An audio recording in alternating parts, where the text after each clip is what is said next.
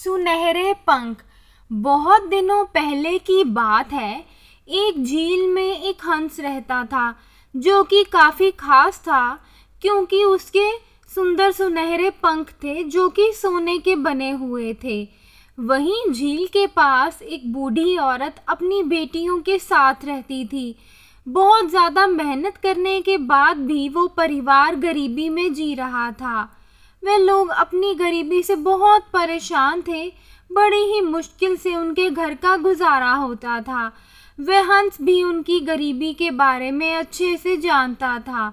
एक दिन उस हंस ने सोचा, मेरे पास तो कितने सुनहरे सोने के पंख हैं।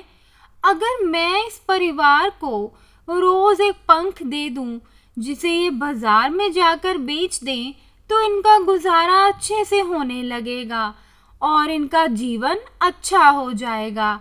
अगले दिन हंस उस बूढ़ी औरत के पास गया।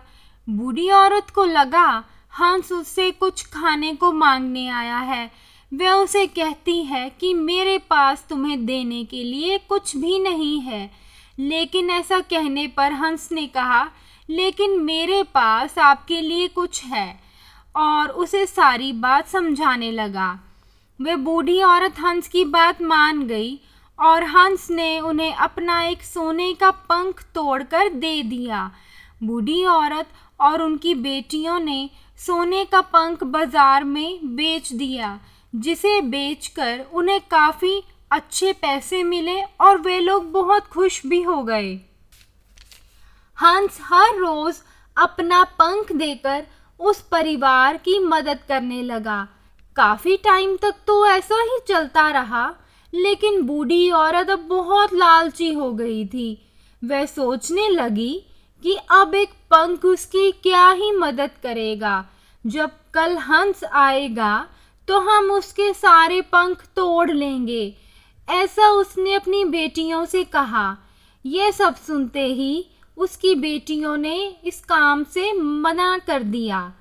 अगले दिन वे बूढ़ी औरत हंस के आने का इंतज़ार करने लगी और जैसे ही हंस आया उसने हंस को पकड़ लिया और उसके पंखों को तोड़ना शुरू कर दिया। जैसा ही उसने ऐसा किया, सारे पंख सफ़ेद हो गए। वह बूढ़ी औरत रो पड़ी और हंस को छोड़ दिया। इस पर हंस कहने लगा कि तुम लालची हो गई हो। जब तुमने मेरी मर्जी के बिना मेरे सुनहरे पंख तोड़े तो वे सफ़ेद हो गए। इतना कहकर हंस गुस्से में वहाँ से उड़ गया और फिर कभी दिखाई नहीं पड़ा। सीख: ज़्यादा लोभ करने से हानि ही होती है। Please like, share, subscribe.